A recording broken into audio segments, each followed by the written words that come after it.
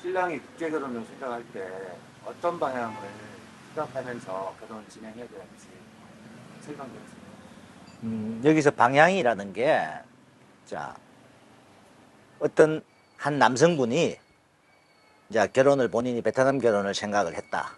그러면 방법은 많잖아요. 자, 첫째, 주위에서 지인들 소개. 그 다음에 뭐 자기 주위에 누가 아는 분이 뭐 결혼 일을 한다. 그 다음에 업체. 이렇게 세 가지잖아요. 세 가지를 전반적으로 제가 하나 설명을 해드리면은 지인 소개라고 하는데 이 지인이 진짜 자기하고 잘 아는 여성을 소개하는지 이걸 먼저 파악을 해야 돼요. 베트남 여성분들 중에 돈을 벌기 위해서 어떻게 보면 브로커처럼 이렇게 소개하는 분들이 있어요. 그러면 베트남에서 그 여성을 잘 아는 사람인지, 그러면 그 여성과 뭐 어떻게 잘 아는 사이인지, 여성 같이 뭐 찍은 사진이라도 있는지, 아니면은 대부분 보면 베트남에 누구 가족이나 친척들한테 누구 결혼할 사람 있으면 좀 알아봐갖고 이렇게 소개시켜 버린다고요. 그게 피해가 많이 본다는 거. 그 다음에 브로커를 통하는 거죠. 이도 브로커도 보면은 어떤 나중에 문제가 있을 때 피해 보상이 없어요. 제일 중요한 게 이제 한국 결혼 업체를 통하는 겁니다. 업체도 자 실질적으로 여성을 만나려 그러면 요즘 한국에서 많이 성행하는 게 사진을 보고 신부 몇몇 신부를 선택을 해서 영상 맞선을 보고 그 다음에 뭐 카톡을 연결시켜서 어떻게 하고 그러면 어떤 문제가 생기냐. 처음에는 꼬셔요. 10만 원만 내세요. 50만 원만 내세요. 그러다가 영상 맞선을 보고 나면은 갑자기 계약금 500만 원이 돼버려요. 그러면 계약만 해놓으면 이 여성하고 이제 카톡도 연결돼갖고 서로 이렇게 해줍니다. 신랑이 또 쓸 듯 모르게 또 계약을 해요. 그러고 나면 어떻게 하는지 알아요? 이 신부 기숙사에 넣어야 됩니다. 그러면서 계약서에 보면요, 기숙사 입소할 때 또 뭐 중도금 몇백만 원 또 있어요. 이렇게 신랑들한테 돈을 뜯어내 버리는 거죠. 그리고 나중에 베트남 와서 만난다 하면 잔금을 지불해야 만난다. 와서 보니까 자기 마음에 안 든다. 피해가 발생을 하는 거예요. 그래서 저는 한국의 어떤 업체를 선택을 하든 베트남에서 누가 결혼시키는가 먼저 확인해보고 베트남에서 결혼시키는 사람이 한국 에이전시일 때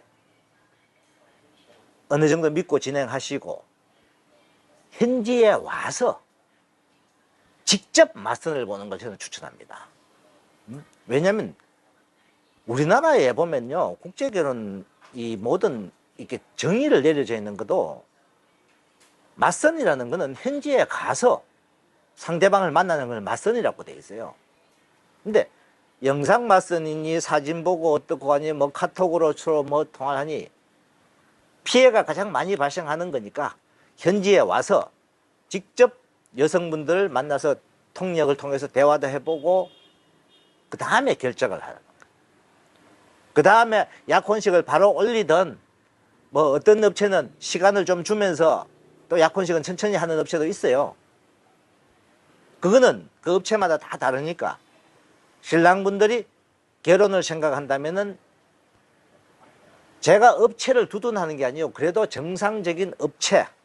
그리고 이 결혼 회사가요, 규모가 크다고, 규모 큰 거는요, 그분들 생각에 한국의 사무실 큰 거예요. 사무실 뻔지리하게 차려놓고 커봤자 베트남 현지에서 결혼시키지 한국에서 결혼시키는 게 아니잖아요. 사무실 크다랗게 차려놓고 보기 좋게 차려놓고 베트남 현지에서 문제가 뻥뻥 터지는 게 크다한 거니까 현지에서 누가 결혼시키고 현지에서 어떻게 진행시키는 게 가장 중요하니까 그걸 확인한 다음에 그 업체를 선정하시라는 거. 그러면은 문제가 없어요. 자, 저는 저한테 어떤 분이 상담이 왔습니다. 제 유튜브 고객분 중에도 제 유튜브를 보고 저한테 문의가 왔어요. 제가 진행하는 게 저도 조금 잘하고 있는지 몰라서 사실 여쭤봅니다. 베트남에 누가 진행하고 있습니까? 제가 물어봤어요. 제가 잘 아는 분들이에요. 그분들 저보다도 더 잘 결혼 일을 하시는 분들이에요. 저보다도 더 오래됐고. 제가 봐도 그분들 잘 하는 분들. 그러면 저는 구독자 그분한테 갑니다. 그분은 진짜 좋은 마인드로 잘 결혼시키고 있는 분이니까 걱정 말고 그분 말 따르면서 진행하시면 됩니다. 구독자분, 아유, 감사합니다.